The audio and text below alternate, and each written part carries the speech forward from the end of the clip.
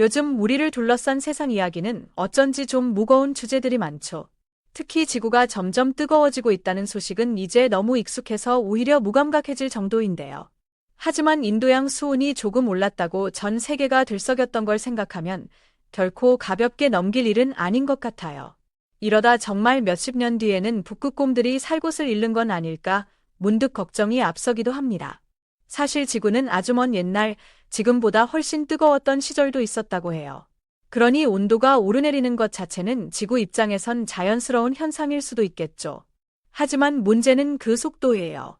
예전엔 만 년에 걸쳐 1도 오를까 말까 했다면 지금은 인간 활동 때문에 불과 10년, 20년 만에 1도가 휙 올라버리니 지구가 적응할 시간을 주지 않는다는 거죠. 마치 천천히 걸어야 할 길을 갑자기 뛰어가라고 재촉하는 것과 같달까요. 지구 온도 문제만큼이나 심각하게 이야기되는 것이 바로 사람들 사이의 경제적 격차입니다. 특히 최근 몇 년 사이, 가진 사람과 그렇지 못한 사람 사이의 간극이 더 벌어졌다는 뉴스가 세계 곳곳에서 들려오고 있어요. 심지어는 모든 것을 똑같이 나누자는 이상을 가졌던 체제에서조차 보이지 않는 격차가 존재한다고 하니 이 문제가 얼마나 뿌리 깊은지 짐작할 수 있죠.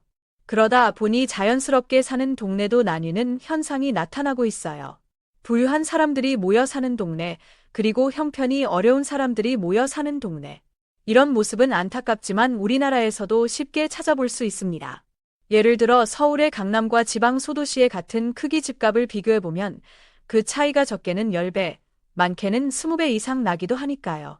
그런데도 많은 사람들이 더 나은 일자리나 교육 환경을 찾아 서울로 모여들고 비싼 집값을 감당하기 위해 빚을 지는 경우가 허다하죠. 다른 나라와는 조금 다른 한국의 풍경. 그런데 여기서 한국만의 독특한 점이 하나 있어요. 바로 안전입니다. 다른 나라들을 보면 보통 경제적으로 어려운 지역은 자연스럽게 범죄율이 높아지고 슬럼화되는 경우가 많거든요. 밤에는 물론이고 낮에도 마음 놓고 다니기 어려운 곳들이 생겨나죠. 치안 좋기로 소문난 일본조차 도쿄 한복판에 텐트를 치고 생활하는 노숙자들을 어렵지 않게 볼 수 있고 과거 올림픽을 앞두고 이들을 강제로 내쫓는 모습이 여신에 보도되기도 했었죠. 하지만 한국은 좀 다릅니다. 물론 우리에게도 소위 달동네나 형편이 어려운 분들이 모여 사는 지역이 없는 것은 아니에요. 하지만 외국인들이 생각하는 슬럼가의 이미지, 즉 위험하고 범죄가 들끓는 곳과는 거리가 멀다는 거죠. 20년 전만 해도 공원 벤치에서 주무시는 노숙인들을 종종 볼 수 있었지만 요즘은 그런 모습도 찾아보기 힘들어졌고요. 그래서 한국을 방문한 외국인들이 종종 이런 질문을 던진다고 해요. 한국은 도대체 위험한 동네가 어디예요? 여행할 때 조심해야 할 곳이 있나요? 라면서요. 그들 눈에는 한국의 모든 곳이 너무나 평온하고 안전해 보이기 때문이죠. 심지어 어떤 외국인들은 한국에 숨겨진 슬럼가를 찾아라 같은 엉뚱한 목표를 세우고 여행을 오거나 일부러 한국에서 가장 위험해 보이는 동네를 찾아다니며 영상을 찍는 유튜버들도 생겨났다고 합니다. 하지만 결과는 늘 같았죠. 여기도 생각보다 너무 안전한데 라며 놀라는 반응뿐이었습니다. 한 외국인이 경험한 한국의 슬럼가.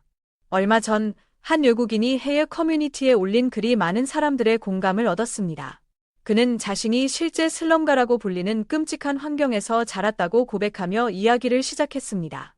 솔직히 말해서 사람들이 한국의 슬럼가를 탐험하러 간다는 말을 들었을 때 이해할 수가 없었어요. 그저 장난으로 하는 말인지 아니면 정말 슬럼가가 어떤 곳인지 몰라서 하는 소리인지 너무 끔찍하게 들렸거든요. 저는 운 나쁘게도 사람들이 슬럼가라고 부르는 곳에서 태어났고 그곳이 얼마나 무서운 곳인지 누구보다 잘 압니다. 제 친구는 경찰과 범죄자의 총격전 중에 날아온 총알에 맞아 한쪽 눈을 잃었어요. 하지만 어떤 보상도 받지 못했고 오히려 위험한 곳에 있었냐는 비난을 들어야 했죠. 만약 저였다면 삶을 포기했을지도 몰라요. 주변 누구도 친구의 편이 되어주지 않았으니까요. 언제 어디서 다치거나 죽을지 모른다는 공포 속에서 매일을 살아야 한다는 게 얼마나 사람을 갉아먹는지 경험해보지 않으면 모를 겁니다. 거리에서 초점 없는 눈으로 좀비처럼 걸어 다니는 사람들을 볼 때면 미쳐버릴 것 같았어요. 사람들은 돈 많고 힘센 사람을 무서워하지만 저는 오히려 잃을 것이 없어 경찰조차 우습게 보는 그런 사람들이 더 무서웠습니다. 그들과 눈이라도 마주칠까 봐 하늘색이 어떤지 기억도 못할 만큼 땅만 보고 걸어야 했죠. 제 친구들 중 일부는 현실에 적응하기 위해 갱단에 들어가거나 그들처럼 변해갔고 20살을 넘기지 못하고 세상을 떠난 아이들도 있었습니다. 그런데 대체 이런 끔찍한 곳을, 그것도 다른 나라의 슬럼가를 탐험하려 하는 걸까요? 도저히 이해가 가지 않았습니다. 그래서 SNS에서 한국의 위험한 곳을 탐험하러 간다는 사람과 언쟁을 벌인 적도 있어요. 그는 한국은 모든 도시가 안전하기 때문에 정말 슬럼가가 있는지 확인해보고 싶은 마음에 탐험을 떠나는 사람들이 있다고 하더군요. 저는 기가 막혀서 차라리 내가 살던 곳으로 오라고 진짜 슬럼가가 어떤 곳인지 보여주겠다고 했지만 그는 욕설과 함께 저를 차단해버렸습니다. 그와의 대화 이후 한국이라는 나라가 얼마나 안전하길래 저런 환상을 가질까 싶었습니다. 마치 세상에 유니콘이 존재한다고 믿는 것처럼 말이죠. 보통은 위험한 곳을 피해서 여행하는 게 정상인데 일부러 찾아간다니 철이 없어도 너무 없다고 생각했습니다. 그런데 제가 지금 이 글을 쓰는 이유는 인정할 수밖에 없네요. 한국은 정말 유니콘 같은 존재였습니다. 사실 제가 한국의 슬럼가를 찾아 여행을 떠난 것은 아니었어요. 여자친구가 한국 여행을 너무 가고 싶어 해서 따라갔을 뿐이죠. 물론 속으로는 사람들이 하도 한국 치안을 칭찬하니 궁금했던 것도 사실입니다. 놀랍게도 인터넷 검색 몇 번 만에 사람들이 슬럼가라고 부를 법한 동네를 쉽게 찾을 수 있었습니다. 여자친구가 어떤 아이돌 가수의 굿즈를 사러 간 사이 저는 호기심 반 두려움 반으로 그 동네를 찾아가 보기로 했습니다. 시간은 오후 6시가 조금 넘었고 해가 뉘엿뉘엿 지고 있었죠. 솔직히 좀 무서웠습니다. 슬럼가는 낮에도 위험하지만 밤에는 훨씬 더 위험해지니까요. 그냥 돌아갈까 잠시 고민했지만 이때 아니면 따로 시간을 내기 어려울 것 같아 용기를 내 버스에서 내렸습니다. 그런데 제 편견을 비웃기라도 하듯 골목길에는 어린아이 3명이 쭈그려 앉아 놀고 있었습니다. 조금 더 걸으니 퇴근하는 듯한 사람들이 빠른 걸음으로 저를 지나쳐갔고 할아버지 할머니들은 의자에 앉아 지나가는 사람들을 구경하거나 삼삼오오 모여 술잔을 기울이고 계셨습니다. 제가 알던 슬럼가 사람들은 현실을 부정하고 정부 탓을 하며 무기력하게 지내는 경우가 많은데 이곳 사람들은 열심히 일하고 아이들은 평화롭게 놀고 있었습니다. 분명 제가 알던 모습과는 달랐죠.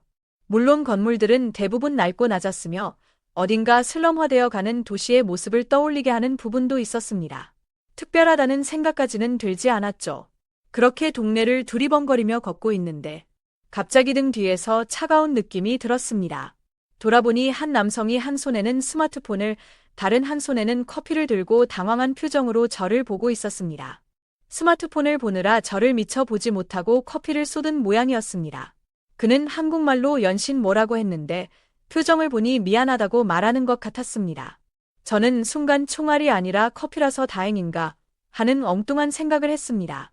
그런데 그 남성은 번역기 앱을 이용해 제게 세탁비를 줄 테니 얼마를 원하냐고 묻는 것이었습니다. 저는 너무 놀랐습니다. 어느 나라 슬럼가에서 옷에 커피 좀 쏟았다고 돈을 주겠다고 하나요? 오히려 화를 내며 밀치거나 시비를 거는 게 일반적이지 않을까요? 그는 진심으로 미안해하며 지갑을 꺼내 돈을 주려고 했습니다. 하지만 지갑에 지폐가 없자 잠깐만 기다리라며 어디론가 뛰어갔습니다. 1분쯤 지났을까? 그는 지폐 몇 장과 자신이 입던 것으로 보이는 깨끗한 하얀색 티셔츠를 들고 제게 건넸습니다.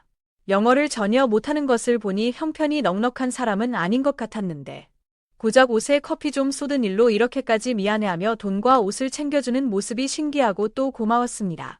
그가 준 돈은 나중에 확인해보니 5만 원, 약 $45 정도 되는 금액이었습니다. 사실 제가 입고 있던 옷은 그 정도 가치가 나가지 않았지만 얼떨결에 받게 되었죠. 그 돈이 그렇게 큰 금액일 거라고는 예상하지 못했습니다. 지폐 5분라고 적혀 있길래 $5 정도이겠거니 생각했거든요. 어쨌든 자신도 넉넉하지 않을 텐데 이렇게까지 해주는 모습에 큰 감동을 받았습니다. 솔직히 이 남성을 만나기 전까지는 긴장하며 주변을 살폈습니다. 하지만 이 일을 겪고 나니 왜 사람들이 한국은 슬럼가조차 안전하다고 말하는지, 왜 어떤 이들은 굳이 위험한 슬럼가를 찾아 나서는지 어렴풋이 알 것 같았습니다. 가난하다고 해서 모두가 난폭한 것은 아니며 낙후된 동네라고 해서 반드시 치안이 나쁜 것도 아니라는 사실을요. 저는 이 당연한 사실을 깨닫는데 27년이나 걸렸네요. 이제라도 알게 되어 정말 다행입니다. 저녁에 이 일을 여자친구에게 이야기해주니 그녀는 마치 한국에 대해 모든 것을 알고 있다는 듯 대수롭지 않게 넘기더군요. 저에게는 27년의 가치관을 바꿔놓은 엄청난 경험이었는데 말이죠.